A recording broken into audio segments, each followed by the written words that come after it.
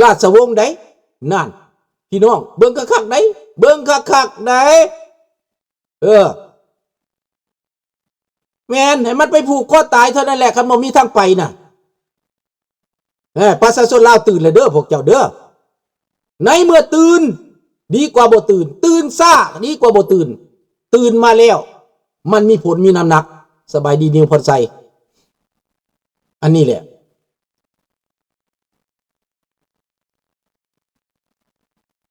ดังนั้นนี่เมื่อสองประเทศนี้เจอลมพายุใหญ่เจอลมพายุทางการเมืองต่างประเทศนานาชาติบีบให้บ่มีทางไปในนั้นพี่น้องอยู่ในนั้นเกาหลีใต้เอาทหารเข้าไปเขมรเอาเจ้าหน้าที่เข้าไปเขมรบีบไล่ล่าจับก้องแกล้งโคเซนเตอร์ไล่ล่าจับบักซื้อเซินเจิ้นนี่นะเห็นบ่ล่ะให้ตัวอย่างเลยเด้อเมริกากับพร้อมกันหลายประเทศกับพร้อมกันอังกฤษกับบีบเกาหลีกับบีบลาวแดงไปตัวซาประชาชาติแบบหน้าด้านแบบหน้าบ่อายเขาก็ออกข่าวมาแล้วซาประชาชาติก็ได้แต่ข้าพเจ้าจะบ่ให้ความสำคัญหลายปานใดตัวนี้ข้าพเจ้าจะให้ความสำคัญว่าอเมริกามาแล้วคันอเมริกามาแล้วเขาบ่มาแต่เขมรเขาบ่มาแต่ไทยเขาต้องเอาเบิดแถวในภูมิภาคเอเชียนี่เขาต้องเข้ามาดูแลเบิ่งแยงเบิดเจ้าสิมักบ่มักบ่เกี่ยวเขามาแล้ว no choice บ่มีทางเลือกเจ้าบ่มีทางเลือกในตะเวนออกกลางประเทศใดบ่ฮือบ่อือประเทศนั้นถูกลงโทษนี่เห็นบ่เขาเห็นจะเป็นจอร์แดนจะเป็นอียิปต์จะเป็นซาอุดิอาระเบียจะเป็นโคเวตจะเป็นกาตาร์จะเป็นบาห์เรนประเทศใดกล้าขืนประเทศใดกล้าขัดในเอเชียก็เซ็นกันบ่มีหยังจะเหนือกว่าเรื่องนี้นะพี่น้องจำไว้เด้อพี่น้องเด้อ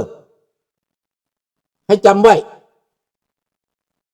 เดี๋ยวจะไปว่าให้ฟังดอกเรื่องยูเครนกับรัสเซียเว้าให้ฟังในตะเวนออกกลางนี่ก็พอแล้วว่าเขาบีบคอให้เป็นให้เจ้าหยุดและเขาจะสร้างปาเลสไตน์สร้างกาซาเป็นเมืองสวรรค์เขาก็เฮ็ดได้เงินจะหลั่งไหลมาจากเงินพวกประเทศอาหรับนั่นแหละแต่ว่าโดนัลด์ทรัมป์ส่งลูกชายกับที่ปรึกษาพิเศษไปแล้วไปกำกับแล้วพี่น้องนี่ปลดอาวุธพวกฮามาสเจ้าบ่ปลดก็คือตายปล่อยอิสราเอลย่องเขาเจ้าบ่ปลดจำเป็นต้องปลดนักโทษตัวประกันถ้าบ่ส่งคืนเจ้าก็ตายบ่มีทางเลือกเขาปล่อยอิสราเอลเหยียบจนจำแล้วนี่เอาแม่เรื่องของมันดังนั้นในลาวนั้นพวกเฮาบ่ต้องน้อยใจไปเลยพวกเฮานี่บ่ได้กระทำในสิ่งที่บ่ผิดบ่ถูกพวกเฮาบ่ได้กระทำในสิ่งที่บ่ถูกพวกเฮาต่อสู้ด้วยสันติวิธีมานานแต่ต่อไปก็เรื่องการทหารการเมืองนั่นแหละการทหารการเมืองเศรษฐกิจการต่างประเทศและคนภายในประเทศต้องการความจริงบ่หนีความจริงดอกพี่น้องเอ้ยลูกหลานเอ้ยในตอนนี้มาแล้วความสามัคคีเป็นเลิศคันสิสามัคคีคนเรามันมีเปรียบหน่อยหนึ่งเนาะลูกหลานเนาะคันสิหาลุงสุนทราคนเดียวก็เสียเปรียบพอเอาสุนทราผ่านมาผิดพลาดประการใดหลานขออภัยยอมแล้วก็เป็นยอมตัวพอเอาก็เป็นถึงครูบาอาจารย์บ่เป็นหยังเจ้าเว้าจังซี่ข่อยก็บ่ได้ว่าหยังได้เพชรสุริยเดชข่อยบ่ได้ว่าหยังถ้าเจ้าเว้าแบบนี้น่ะมันก็โอเคได้สำหรับเจ้าได้เพราะว่าพ่อเจ้าก็บ่ได้เฮ็ดหยังให้ข่อยพ่อเจ้าเส้นเพชรสังหารก็อยู่ในสภาขยิบตาให้พรรคดันนั่นท่านคำเผยออกจากอำนาจกับมีพ่อเจ้ากับส่วนหนึ่งบ่เป็นหยังค่อยอภัยได้เพราะว่าอย่างน้อยดร.คำเผยก็บ่ได้ตายเห็นบ่ล่ะค่อยอภัยได้เด้อเจ้าฉลาดหลายค่อยบอกเจ้าฉลาดอันนี้เจ้าฉลาดเจ้ากล้าขออภัยเจ้ากล้าขออภัย ข่อยเป็นผู้ใหญ่ข่อยต้องให้ความยุติธรรมเจ้าแน่นอนนะดีแล้วเจ้าเป็นคนดีเจ้าฉลาดเจ้ากล้ารับความจริงเจ้าล่วงเกินผู้ใหญ่เจ้าต้องหูขอโทษดีแล้วมันบ่เป็นหยังมีแต่ตั้งแต่นี้ต่อไปให้รักษาคนลาวให้ฮักลูกลาวหลานลาวให้เบิ่งแย่งกันประเทศกว้างใหญ่ไพศาลบรรพบุรุษสร้างไว้ให้แล้วสิพิษกันเฮ็ดหยังสิฆ่าสิแกงกันเฮ็ดหยังอันนี้คือจิตใจของลุงสุนทราเด้ต้องคิดเด้อพวกเจ้าต้องไปคิดใหม่ลุงสุนทรานี่บ่ได้ถึง โหดถึงจะเจ็บส่วนตัวแต่ก็ขอปัวบาดแผลด้วยตัวเองถ้าเห็นความยุติธรรมแล้วความเจ็บนั่นก็หายไปทีละน้อยเข้าใจบ่มาบัดนี้พี่น้องตะเวนออกกลางมาแล้วแต่ที่ลุงดีใจที่สุดที่ราชวงศ์เพิ่นออกเคลื่อนไหวที่ประเทศมหาอำนาจอเมริกาสนับสนุนอย่างเปิดแจ้งเลยคำว่า recognize บ่มีคำใดที่ลุงอยากฟังคำเดียวฮะนะตัวแทนท่านทำบอกว่า I recognize repeat ให้ฟังไปใส่คืนเฮือนใดว่าเฮือนนั่นท่านวิรชนอเมริกาบอกว่า I recognize Her Highness Majesty สุริวงศ์สว่างลาวรอยัลฟามิลี่ฟังคักๆพวกเจ้าตัวนี้แหละตัวที่ลุงหมักนะขึ้นเฮือนใดเขายอมหับนี่แหละขึ้นไปมหาอำนาจก็ยอมหับมหาอำนาจมาหาเองเพิ่นบ่ทันได้ไปฮอดมหาอำนาจนะเพิ่นยังอยู่ในงานศพอยู่นะแต่เขามาเองเขามาบอกว่าเขาหับหูพวกเจ้าบ่ภูมิใจบ่คนลาวทั้งหมดพี่น้องคนไทยบ่ภูมิใจนำบ่เพราะว่าคันHer Highnessมาแล้วราชวงศ์เพิ่นมาเมืองลาวแล้วมันจะห่มเย็นเป็นสุขกับบ้านพี่เมืองน้องความสัมพันธ์จะดีเลิศความร่วมมือจะดีเลิศการไปมาหาสู่จะดีเลิศความรักความเก่งกันจะดีเลิศนี่อันนี้คือเพื่อนบ้านที่ดีเราอยากได้เพื่อนบ้านที่ดีใช่ไหมแม่นบอกมาอยู่ข้างบ้านลุงนี่นะเป็นคนจีนอยู่ทางนั้นเป็นคนอาร์เจนตินาแต่กลายเป็นเพื่อนบ้านที่ดีเห็นบ่ล่ะอันนี้แหละสำคัญเด้อสำคัญที่สุดมีเพื่อนบ้านที่ดีประเทศไทยก็ต้องการเพื่อนบ้านที่ดีความร่วมมือที่ดีการพัฒนาที่ดีนี่การต่อสู้มันลำบากกากรรมมันของธรรมดาแต่ว่ามาฮอดนี้เขาปากว่าวได้แล้วเงยหน้ามองฟ้ามองแผ่นดินก็บ่อายภัยแล้วนี่ตัวนี้แหละมหาอำนาจเขาบอกเลยดิบ่เป็นหยังเขาจะไปตีราคารวมบ่ได้แทนคนไทยคนลาวก็มีคนดีคนบ่ดีคือกันแต่เขาต้องบอกให้เขาเข้าใจนี่แหละถึงเวลาแล้วดังนั้นเขาจะต้องสู้เขาจะต้องใฝ่หาเขาจะต้องคว้าหาจนกว่าจะประสบผลสำเร็จด้วยความ success ด้วยความผลสำเร็จพี่น้องด้วยความสามัคคีถ้าประเทศลาวดีแล้วถ้าประเทศลาวดีไผจะได้หาผลประโยชน์ก็จะรวมทั้งสุริยเดชและสิได้หากินสิมีเกียรติศักดิ์ศรีต่างประเทศที่ยอมรับผู้ใดก็อยากมาลงทุนอยากมาเที่ยวอยากมาลินอยากมาใส่ใจใส่สอยรวมไปทางลุงสุนทราก็อยากมาแต่ลุงบ่ได้ให้เด้บ่ได้ให้คือบักจิ้งจอกบางโตเฮ็ดเอา AI มาใส่ลูกหุ้งให้อย่างเมืองลาวซั่นโอ้ยอันนั้นคนที่ประมาทความรู้สึกของคนอื่นนั้นจะได้รับกรรมนะจะได้รับกรรมอย่างสะสมนะรูป AI นั้นจะทำไปเลย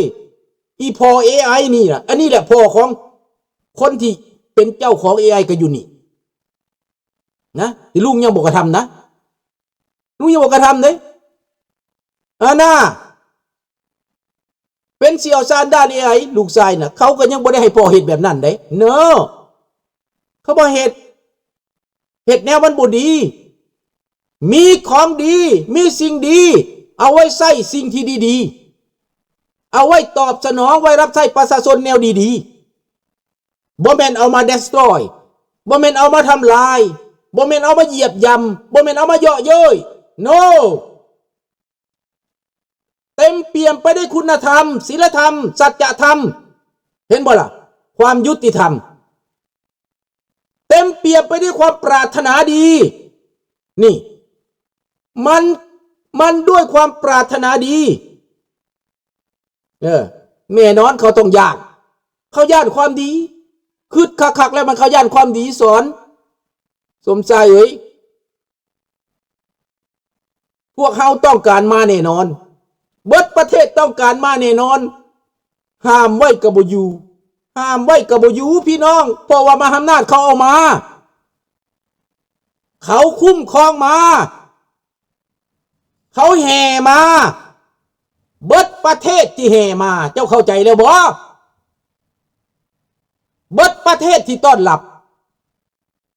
เจ้าสิใส่ให้ป้ายสีเจ้าสิดูถูกเหยียดหยามเจ้าสิเกียรติสิสร้างผ่านมาในอดีตนั้นเบิดไปแล้วเซลานูเวเลร์แม่นสักกะลาดใหม่แล้วมาแบบสักกะลาดใหม่พี่น้องมาเหนือเมฆราชวงศ์ลาวมาเหนือเมฆพี่น้องไม่ต้องพูดแรงเดินนิ่มๆหน่วยนาฏเหมือนดังสร้างเผือกนะนี่ใจเย็นๆลุงสุนทราก็ล้มลุกคุกคานอยากให้พระองค์ออกมาแต่นานแล้วทำหน้าที่นี้อย่างนักหนาสาหัสยึดมั่นในอุดมการณ์ต้องมีบุคลากรมีรัฐบาลมีพระมหากษัตริย์ที่เป็นนาเคารพนับถือของประชาชนราษฎรความปรารถนานี้กำลังเกิดดอกออกผลพี่น้องมหาอำนาจเขารับรองเลยดิเขาบอกผู้นี้เป็นคนดีบอกเคยมีประวัติฆ่าคนมือบ่ได้เปื้อนเลือดบ่เหมือนดังหุ้นเส้นได้บ่เหมือนดังพวกเผด็จการได้และก็บ่ได้สอราชบังหลวงไปเบิ่งเงินในคลังมีบ่มีเอาเป็นพระเจ้าแผ่นดินเนี่ยเดี๋ยวบ่มีเงินแล้วก็บ่ได้หลักโลกบ่ได้สอโกงมาแล้วไปเบิ่งบักทองรุ่นในมีบ่ปาดโถไปเบิ่งแต่ละตำบลตีแต่ละคนปาดโตเป็นมหาเศรษฐีเบิดแล้วทำไมประเทศเราจึงยากจนล่ะ